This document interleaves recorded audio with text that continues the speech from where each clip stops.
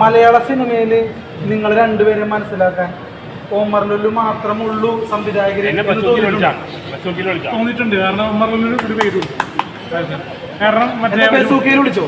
ബസൂക്കിൽ അഭിനയിച്ചാണല്ലോ. ബസൂക്കയിൽ അഭിനയിച്ചിട്ടുണ്ടോ? ഞാൻ ഇടയ്ക്ക് ഇട്ടിട്ട് പോയി. മമ്മൂക്കയുടെ അവിടെ നിന്ന് ഇട്ടിട്ട് പോയാ? ഞാൻ ഷൂട്ടിൽ കാണാൻ ഓടിച്ചു. എനിക്ക് പണം കിട്ടി, രൂപ കിട്ടിയില്ല, ഭക്ഷണം കിട്ടിയില്ല, സ്ഥലം കിട്ടിയില്ല. ഞാൻ ഗൗതമിനോട് കൂടി അഭിനയിച്ചത്. ഓക്കെ, അപ്പൊ നിങ്ങളെ മനസ്സിലാക്കാൻ ഓമർ ലുലു മാത്രമേ ഉള്ളൂ. ജൂനിയർ ആർട്ടിസ്റ്റുകൾ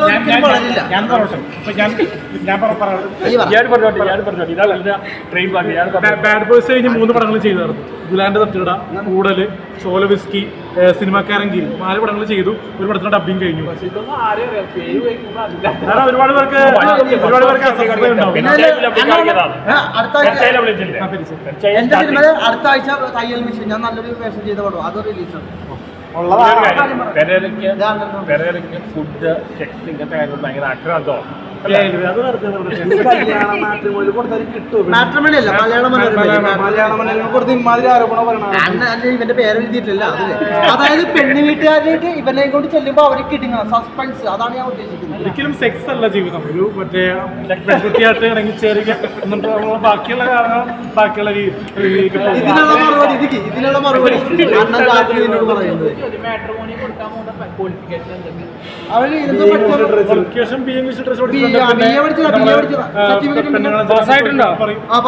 മറ്റേ നമ്മള് ബിസിനസ് തുടങ്ങുന്നുണ്ട്.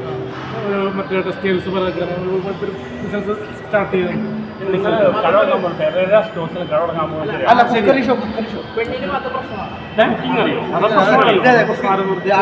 കളർ മാത്രം പ്രശ്നമാണ്. അങ്ങനെ പറയരുത്, ആവർത്തനം പറയരുത്. കറുത്ത പെണ്ണ് വെളുത്ത പെണ്ണ് ഇതായിട്ട് പറയരുത്. അങ്ങനെ ഒരിക്കലും പറയരുത്. പെണ്ണിനെ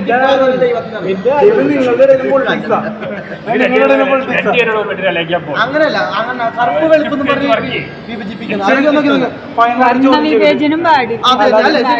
അതൊരിക്കലും പാടില്ല. പെണ്ണ് കിട്ടാൻ ഒരു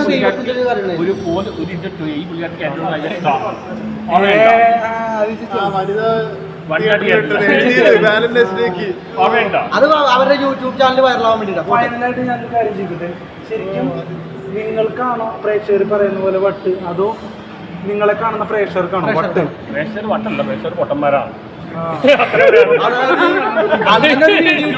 അത് കഴിഞ്ഞപ്പോ ഒരാഴ്ച കഴിയുമ്പോൾ ഞങ്ങൾ 3 പേരും കൂടി ഒരു വീഡിയോ ഇട്ട്, പിന്നെ അണ്ണൻ ഞങ്ങളെ പറ്റി വീഡിയോ ഇടും. പിന്നെ ഏറ്റവും പൊട്ട കളിക്കൽ പെരേരയാണ്. എന്നെയാണ് കൂടുതൽ വിളിച്ച് തെറി പറയുന്നത്. ബുദ്ധിമാന്മാര് നല്ല രീതിയിൽ സംസാരിക്കും. ജിയ എന്ന് പറഞ്ഞ പെൺകുട്ടികളുണ്ട്, അവർക്കിടയിൽ എനിക്ക് തലക്കോളോന്ന് എനിക്ക് വെളിവില്ലെന്നോ ബുദ്ധിയില്ല വളർച്ചയില്ല. വലിയ തെറ്റാണോ? അലിൻ ജോസ് പെരേര അറിയില്ല എന്നുള്ളത് വലിയ തെറ്റാണ്. അറിയില്ല പറയാതായിരിക്കും പറയുന്നത്.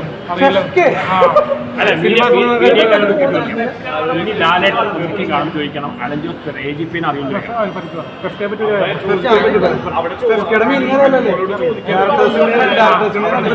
കാര്യം പറയാം. ഞാൻ ഈ നടിമാരായിട്ട് ഒരു അനിയത്തിനെ പോലെ ചേച്ചിനെ പോലെ കാണുന്നത് സ്വന്തം വീട്ടിൽ. ഞാൻ പറയട്ടെ. അപ്പൊ എന്നിട്ട് എനിക്കെതിരെ കേസ് ഉണ്ടായിരുന്നു, ശല്യപ്പെടുത്തി നടിമാരെ.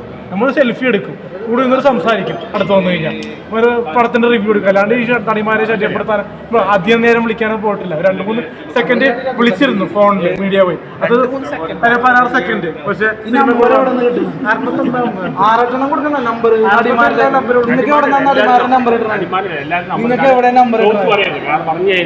എല്ലാരും വിളിച്ചു. പക്ഷെ അത് അവരുടെ കൺസെന്റ് ഇമ്പോർട്ടന്റ് അല്ലേ? കൺസെന്റ് ഒരു നമ്പറൊക്കെ അവിടെ നിന്ന് തപ്പിപ്പിടിച്ചു.